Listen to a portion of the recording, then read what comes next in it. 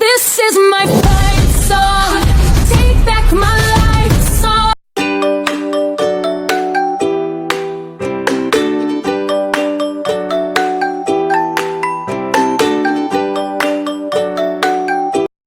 Assalamualaikum warahmatullahi wabarakatuh. Saya Usmania Fitriah. Di sini saya bersama Bapak Zainal Arifin selaku pengajar di sekolah MA Raden Rahmat.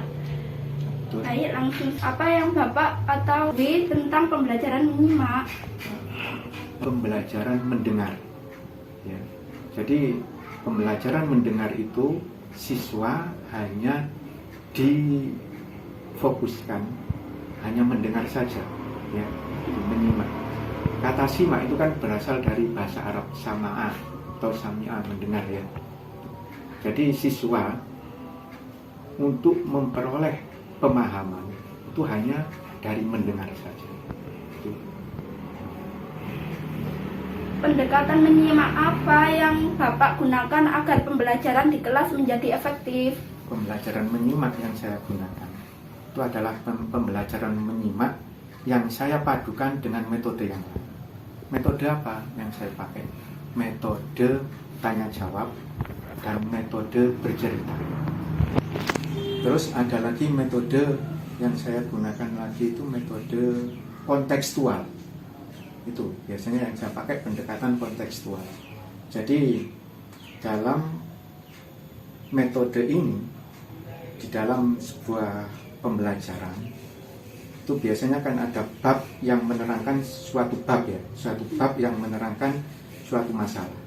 Biasanya masalah itu dihubungkan dengan konteks yang dihadapi oleh siswa sekali. Dari sini kita bisa menerangkan, siswa bisa mendengar apa yang kita terangkan. Jadi dari keterangan ini siswa diharapkan bisa memahami apa yang kita sampaikan. Ketika Bapak sedang menjelaskan materi supaya siswa dapat mengerti apa yang dibahas, apakah Bapak selalu menggunakan bahasa baku? Tidak, saya tidak harus berpedoman pada bahasa baku, karena pengetahuan bahasa anak itu kan terbatas, ya. Tidak semua tahu tentang bahasa baku bahasa Indonesia.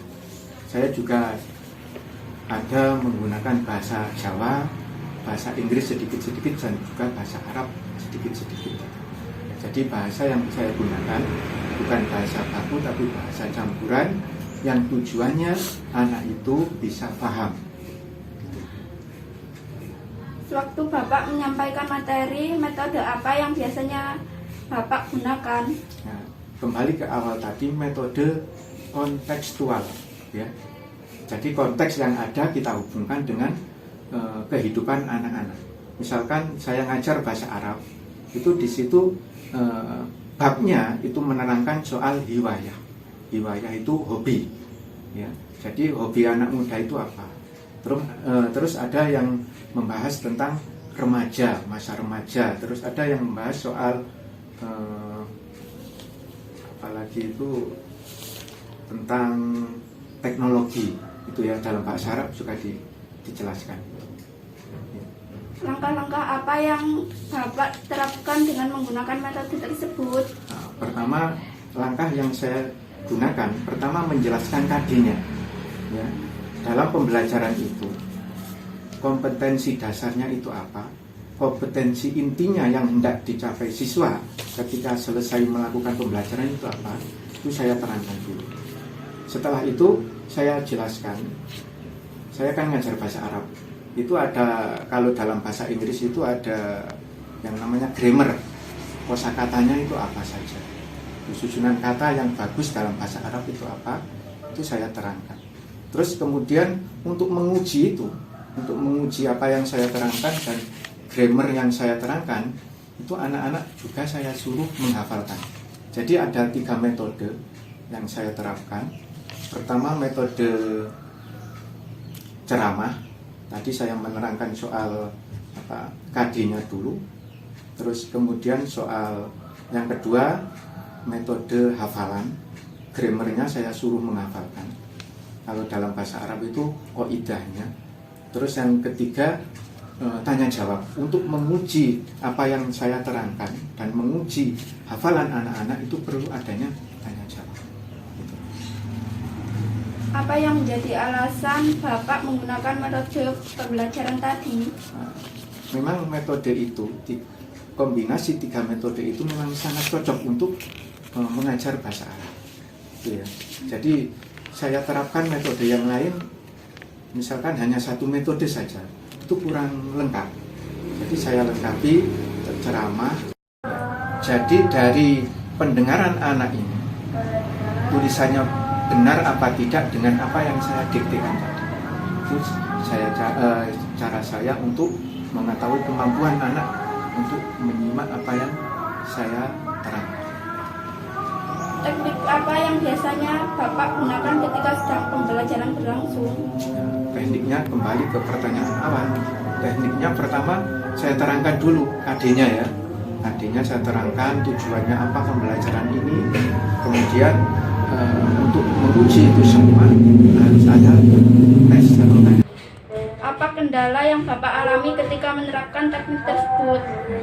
Kendalanya ada, di antaranya kurangnya kamus yang dimiliki anak-anak dalam pembelajaran bahasa Arab ya.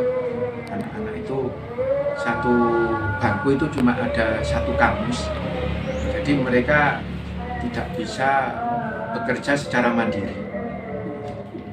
Mungkin itu bisa diatasi ketika 1 anak punya 1 kamus. Itu ya. Apakah Bapak juga selalu menyediakan soal pada akhir pembelajaran? Soal pasti ada, karena kita menggunakan LKS ya untuk pembelajaran kita. Jadi setiap akhir dari pertemuan itu pasti ada penugasan. Menurut Bapak, motivasi apa yang biasanya Ibu berikan agar siswa tetap semangat menyimak pada saat pembelajaran?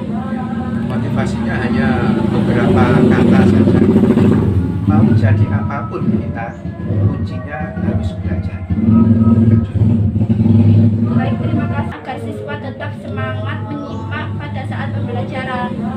Motivasinya hanya beberapa kata saja. Mau jadi apapun kita, kuncinya harus